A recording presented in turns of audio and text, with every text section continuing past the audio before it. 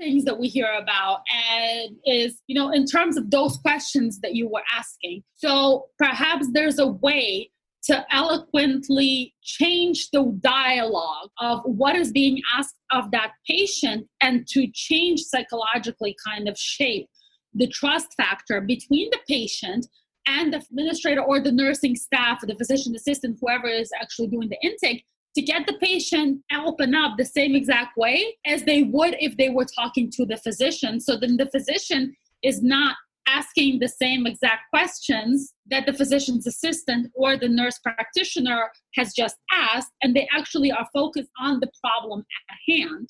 And also utilizing to the fullest degree the leverage of your electronic medical record system. How can we utilize it to capture the information so that the patient actually addresses a lot of this even before the patient walks in? Hi, my friend. Welcome back to the Powerful and Passionate Healthcare Professionals podcast. I'm your host, Sabrina. I am a cardiothoracic surgery PA, a public health practitioner with a background in neuroscience, and a peak performance coach. I'm here to empower you, an ambitious healthcare professional with a demanding career, just like me, to become a confident leader who are living fulfilled and purposeful so you can be both a powerhouse in your career and a passionate person in life without feeling overwhelmed, underappreciated, or undervalued. As a bonus, we're hosting an online summit just for you live starting on July 27th to August 1st with 18 experts in our field to give you a recharge in life. All the proceeds will be donated to the Brave of Heart Fund, which supports healthcare professionals and their family who has passed away due to COVID-19. But it is free to join, so hop over to sabrinarunbeck.com/summit to find out more. You can also see the link in our show note. In the meantime, let's continue our journey for your powerful and passionate life with today's episode. Hi, everyone. Welcome back for another episode of Powerful and Passionate Healthcare Professionals podcast. And today we have the honor of having Margarita with us. And she is a founder and CEO of MK Medical Solutions, LLC. They provide clients with the on-site and virtual assistance in implementation and operations stages and launching a private practice. A passion of hers is to help healthcare organizations see the patient as a consumer, not just a byproduct of the industry, and to improve access to behavioral health. Patients are becoming smarter and more educated, which ultimately gives them the power to shop around, and they would in any business. So I love it having Margarita with us because she empowers the patient and also empower us as healthcare professionals so we can have better engagement with them. So yay, thanks for being here with us. Thank you so much for having me. I love having conversations with you as we were just before this started. We can talk for hours, whether it's about healthcare improvement or improving our own personal journeys. I love engaging with folks that are on the spiritual journey, the professional development journey, any kind of a journey that essentially gets you to improve yourself. That's my jam. I'm there for it because I'm a very, very big believer in learning and continuing education to improve yourself and to believe in what you do, to push it out there so that folks resonate with it and they understand. They might not understand your mission or your vision, but they might understand your passion for it. And I think that's what's really, really, really important. So yeah, I'm happy to be here and I'm happy to chat with you. Yeah, me and Margarita, we actually met, I don't even know, maybe 6 months ago and through social media, right? Like even before all this pandemic. And who knows, you can use internet a right way without getting distracted. And we happen to just be connected in, I believe we are in some kind of mutual group. And we start just having women. Yes. So we were in Women Helping Women Entrepreneur.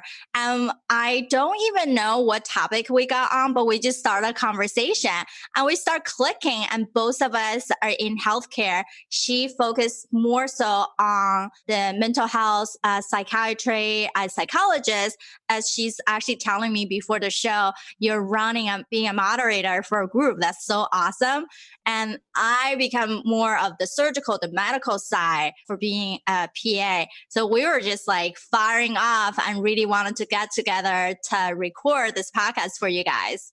Thank you so much. It's awesome. Yeah. I mean, I've been an administrator by trade I'm going to age myself, since 1998. So I started out in the healthcare industry in 1998, and I've been in various aspects of it, working in different sides of the business. An administrator, so not a clinician. I've had the distinct privilege of actually getting to work for some of the most powerful and most important innovators of the healthcare industry, such as Unified Physician Management, also known as Unified Women's Healthcare.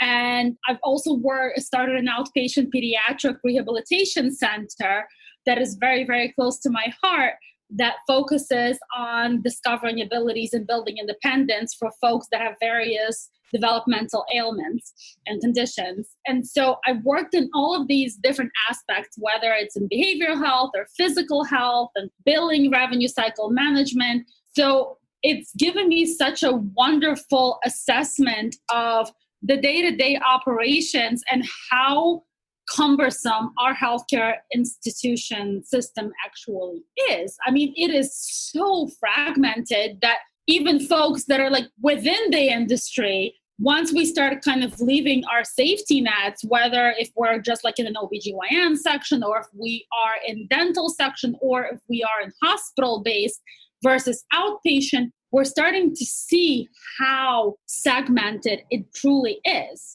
And then on the total opposite end of it, you're looking at the side of the patient who has been accustomed to feel that it's normal standard behavior for you to walk into a doctor's office, sit there for 3 hours, waiting to be seen, be asked 10,000 questions by the administrative staff, and then being asked the same exact question by a nursing agent, and then be asked the same exact question by the physician, who, by the way, does not do one of these and does one of these. You're in front of me, and this is the doctor, right? How many of us have had that conversation? We're coming in, and the eye contact from the clinician to the patient is so minimal. I mean, it's great that we've really been starting in the past couple of years to identify it. A lot of it's been improved because of value-based contracting and all of these drives to engage patients. But here's what it comes down to. An educated patient is a consumer, and physicians are starting to understand that. And they're starting to understand it. Why? They're starting to understand because they're losing patients. That's why they're starting to understand it. What happened? Why is it that I'm no longer seeing the same amount of patients that I was seeing last year? Is it because my insurance panel has changed? What other factors are being affected with it? And so what's happening is that as patients are becoming more educated, what are they doing? They're finding out who the doctor is, what insurance the doctor takes, what school did the doctor go to, what is the specialty of that physician, especially if it's a mental health professional. Then the patient, especially the younger patients, they're going to want to know, okay, well, I'm going to go on to your psychology today, and I'm going to see that you treat virtually every single condition that exists. So what's your niche? What makes you a specialist in my anxiety? What makes you a specialist in my depression? What makes you a specialist in my X, Y, and Z?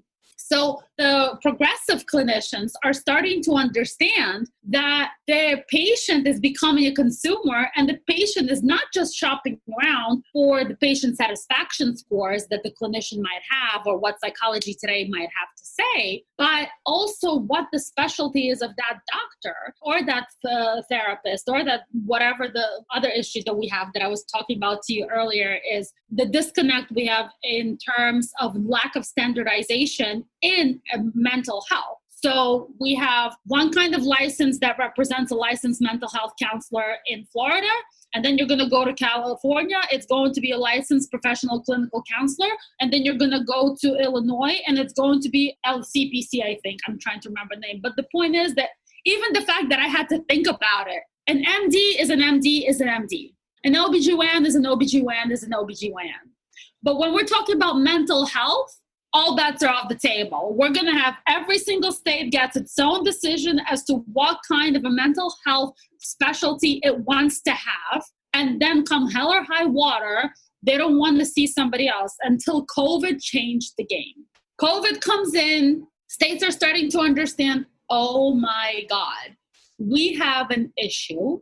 We don't have the exact amount of providers available to treat this pandemic. So some states are completely waiving all requirements, and they're saying, oh, you're a provider in, for example, Alaska. Alaska wants to take clinicians on. They don't care what state they're in. If you're a licensed independent professional, whatever, if you're an LMHC, LPCC, whatever specialty you have in your designated area within behavioral health, you have to just do a 3-part process, which is you're going to submit one emergency application, you're going to submit a registration, and you're going to register for the teletherapy. The whole process takes approximately 25 to 30 days. You're done. And then you could start treating patients and providing the care that's needed during the pandemic, and it's going to expire in November, unless they're going to extend it. But the whole entire concept is that when we're looking just at all of the fragmented pieces, so we talked about, healthcare being fragmented in terms of policy and licensure statuses within different states. And we talked about a patient being an educated consumer. All of these things, they come into effect when we're creating policy as administrators or as state regulators are starting to see. I think one of the most fundamental things that I have kind of heard and learned along the journey, I'm a really big fan of Becker's Hospital Review podcast and everything that Becker's does. And Scott Becker had interviewed somebody, and I apologize, whoever you are, that's somebody that Scott Becker interviewed, but I'm going to say the quote and you'll know who you are. So when this circulates, maybe somebody could hold me true to my word and correct me. But this individual said, before COVID hit, our main concerns were how are we going to be able to operate with all of the meetings that we had scheduled that we thought that we would never be able to go without. And the second COVID hit, those meetings that we thought that we could never actually run without were the first things to go out the window. And guess what happens? Doctors treated patients, nurses provided care, administrators stepped in when they needed, and healthcare ran the way that it should be. Take the bureaucracy out of it, start treating patients as you should be treating them, understand that a patient is a consumer, and start providing care that makes sense. And I could ramble about this, God, for hours. So I'm going to shut up right now because I think that there's like a few more things that I could definitely throw in, but I'll save them for a little bit later. And I think you brought up such great points, right? One thing is, when people start going into these leadership and administrative level, we start feeling like we need to have meetings to get opinion from everyone, which is crucial because we want everyone to be heard, to be understood.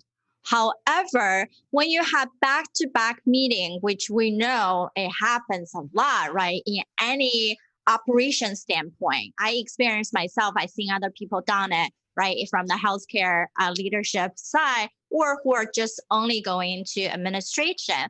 But when you have back-to-back meetings, not everything gets solved. It just becomes someone have to take notes, or you're in this meeting because you only need to say this one thing, but you still have to be there listening to everybody else is chiming in. So it's not the best way to use our time. And not also the one thing is that not everyone give you a heads up about what's the intent of this meeting. Even you might have set schedule, people don't really exactly follow that, right? Or people have the fear of missing out. If I don't be there, what if the client needs me? What if this other leadership might bring up something that I don't know, this other person might know? But we can be resourceful and just say that person's not there. Let me find out for you at this amount of time so you have your answer, right? And not pulling people left and right. And your point about patient being just treated where we don't see them as much, and it is valid. When people have back to back, you block out only 10 to 15 minutes to see each patient. Yeah, for sure. You have the MAs taking the questionnaire, you have nursing, and then we are always taught as providers, you have to repeat some of the question just in case it wasn't asked the correct way, or the patient didn't really heard it right. So they might be able to give you a more in-depth answer when you repeat the question. But yes, for the patient, I already told this person, I already told that person. And for us to be efficient about note-taking, we'll start typing array on the computer, right? Instead of just tentatively looking at our patient, speak to him or her, and then jot down. It is difficult all the way around, but at the end of the day, we treat patient just like we would treat our friends or our families, and put them into that perspective and to think about what's the outcome they want to get to and how we can give them options to get there. Absolutely. I couldn't agree more. It's so interesting. I went to an event in South Florida. It's called, I'm part of an organization called Women's Healthcare Executive Network of South Florida. So I sit on the board of directors there, and we've had various different events where we went into different hospitals, and we've had different leaders within those hospitals talk about how they improve healthcare access, and just wonderful educational events that are just great for you to be involved in, because you get to have a one-on-one dialogue or to listen to these leaders of these hospital institutions like Palmetto General or Broward Health or, Baptist, all these different institutions that talked about amazing improvements within care. And one of the ones that I had heard that was so interesting was that they kind of did a blind study. And this, you hear about this in the industry a lot. They're not the only ones that have done it, but they said that they basically did a blind study of a doctor going into a patient's room and having a conversation with the patient. And the reason why it was called a blind study was because the same exact questions were asked, the same exact tone of voice was used. They recorded it. And the same questions asked, same tone of voice used, and same amount of time spent. When the patient was asked later on, how was this experience? There was a significant difference. Some of the patients were actually indicated, this visit was actually a lot longer than some of the previous doctors. And they're like, really? So when they went back and they looked what was done, the only difference was that the doctor sat down at the patient's bedside and tapped their hand. That physical connection. So the other things that we hear about is, in terms of those questions that you were asking. So perhaps there's a way to eloquently change the dialogue of what is being asked of that patient, and to change psychologically, kind of shape the trust factor between the patient and the administrator or the nursing staff or the physician assistant, whoever is actually doing the intake, to get the patient open up the same exact way as they would if they were talking to the physician. So then the physician is not asking the same exact questions that the physician's assistant or the nurse practitioner has just asked, and they actually are focused on the problem at hand. And also utilizing to the fullest degree the leverage of your electronic medical record system. How can we utilize it to capture the information so that the patient actually addresses a lot of this even before the patient walks in, right? Because a patient, especially the younger ones, give them a tablet and they'll answer any question you might actually think about asking or even forget about asking them. They'll give you all that information right then and there, right? So as we're moving into this more technologically savvy world, how do we actually utilize technology to our advantage to provide effective care? And then to move it into the other direction is, how do we bridge the gap between physical and behavioral health? That question is consistently being addressed now. We're starting to talk more about it, right? We're starting to see more and more incentives and requirements from Medicare or from commercial payers where there are certain questions that need to be asked in terms of metrics of how the patient is doing mentally and physically. But I will give you a very personal example of where the healthcare industry falls short. And that's in clinicians that don't really see the connection between mental health and the training that they had received because they are Western medicine trained and they're not really identifying the connection. So what do I mean by that? A family member fell into the hospital, and this happened to be approximately 1 month after that family member had experienced traumatic loss. There was a loss that they experienced on a personal level. There was a loss that they experienced on a financial level. There was a lot of emotional trauma that this family member had. Now, why did the family member go into the hospital? Because they had some kind of a condition that developed. It wasn't even a condition, I would say. It was a reaction. Let's put it that way. And the only resolution we had when we had tried to figure out if we should go to the hospital or go to urgent care, the directive from the physicians were go to the hospital. Okay, during COVID, I take this family member into the hospital. The family member is in the hospital and the hospital has absolutely no idea what's wrong with the family member. Okay. 4 days later, the effect of what happened with that family member that was in the hospital repeats itself again. And now we're given the directive, okay, go and see this type of a specialist and go and see this type of a specialist. Those two specialists each could not find what was wrong with the patient. Physically, there was absolutely nothing wrong with them, yet the result was still there. I have hop on a call with a really good friend of mine who happens to be integrative healthcare professional, medicine practitioner who specializes in all these different, things that are kind of outside the box. And they're like, has anything happened like emotionally? I'm like, well, how do you mean? They're like, well, you're saying that they went to the hospital, they went to see these two physicians, nobody could figure out what's wrong, but this issue, keeps coming back. So I'm just thinking, anything happened emotionally? I mean, it's been COVID, it's crazy. And I'm like, well, yeah, the individual had X, Y, and Z. And the person I'm talking to just goes like this, I'll let you think about that.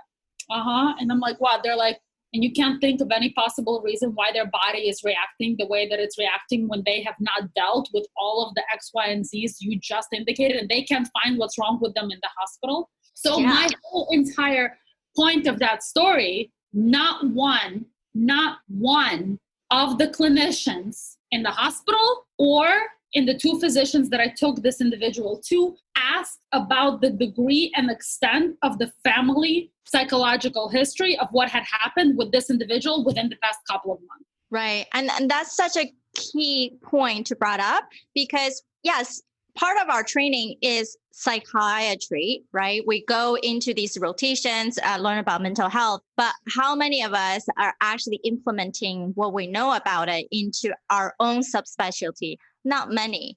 And when you think about positive intelligence, emotional code, there are books on these where people have trapped emotion that become pain, that become this grievance, that if they haven't dealt with this emotion, it pop up somewhere else down the road, right? Because people feel like you have to be tough at the moment. So they bury these. And those, you bury them. And instead of just allow yourself to cry, allow yourself to scream on top of your lungs to get over that. And I think this is awesome conversation we had today. We have a lot more to talk about. We'll definitely bring you back for another episode. But before we let you go, what is the one thing you definitely want our clinicians, providers, and nurses to know before we hop off? Absolutely. I'm sorry, I keep rambling because I'm so passionate about the stuff. So I will keep talking about it. But so one of the ways that we're helping combat and bridge the gap between behavioral and physical health and see patients as consumers is number one, we're providing several services as MK Medical Solutions. So the first service is we're providing an interstate licensing report, which is essentially whatever state you want to be a provider in. For example, you're licensed in Florida and you want to see patients in Oklahoma, we specialize in those reports, and we will tell you what needs to happen in order for you to see those patients. This is essentially helpful for mental health professionals, psychologists, LCSWs, a licensed mental health therapist, a licensed family marriage therapist, different types of specialists that are within the behavioral space. So they want to go in and see what it would be like for them to treat patients in those states. So we've had positive feedback for that. One of the other ways is that we work with clinicians on the implementation stage of starting their practice, meaning doing the credentials with the insurance, doing the contracting, forming groups. We actually have partnered with another organization called CoSpace out of Florida, which is amazing organization and mentally fit. And we've created a course between MK Medical Solutions and CoSpace. This is a course that's online. It's a master class. It's called How to Get Credentialed and Form a Group. It's applied to all specialties in all states. It's all of an hour and a half, and you could actually go take the course and you will understand a heck of a lot more as to the process of how credentialing works, what goes into play, and what you need to do to make your practice thrive and not survive.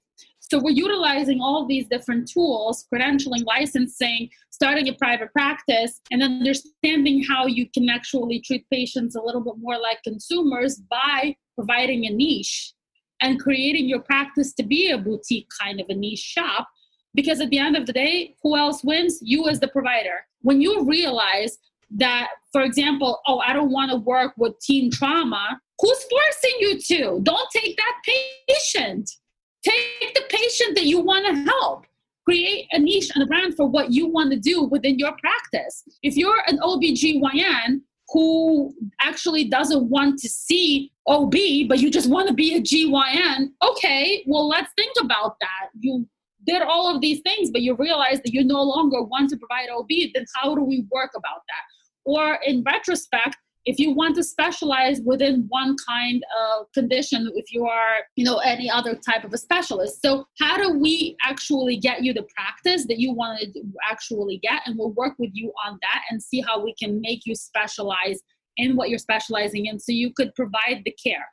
Our mission is to provide clarity in changing healthcare.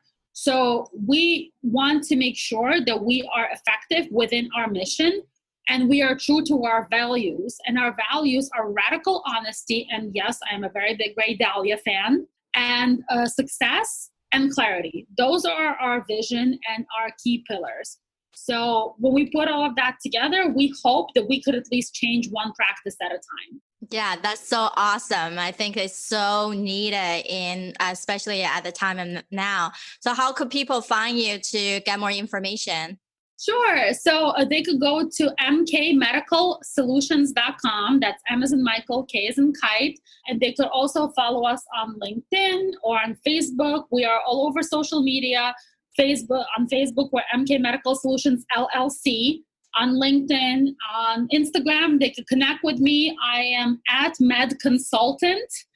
MK Med Consultant, sorry, I forgot my Instagram name, MK Med Consultant, and on Twitter also, they could get all this information. And we also have a YouTube channel where we provide free 2-minute administrative tips on running a practice. Also MK Medical Solutions. Perfect. So I hope to chat with them. Yeah, I will have all that in the show note as well. And thank you, Margarita, for being on the show today. And hope everyone enjoyed the episode. Bye for now. All right, my friend, how did you like this past episode? Did you love it? If you do, please subscribe to our show so you can build your positive intelligence and continue to grow that beautiful mind of yours to be both powerful and passionate. I know this is just the tip of iceberg, despite of how many podcasts you have been listening to, how many information you absorb. Sometimes you still feel tired and unfocused. If your day is filled with patience and your schedule is crazy, I'm going to show you exactly how in just 2 minutes to calm your brain, feel more energized without feeling the need to grab that 4th cup of coffee by midday. And I will show you how to feel energized throughout the day so you don't feel the need to crash on your couch as soon as you're walking the door, ever. To get started, just go to sabrinarunbeck.com/energy. You can then instantly grab this powerful audio file training to reset yourself. You can be both powerful and passionate, where you can overcome any mental roadblocks keeping you from success. You can be both powerful and passionate, where you no longer are distracted by mundane busy work and focused only on the things that truly matter. You can be both powerful and passionate, where you feel energized from the moment you woke up to the time you go to bed. Join me, and together we can create a life where you can be both powerful and passionate.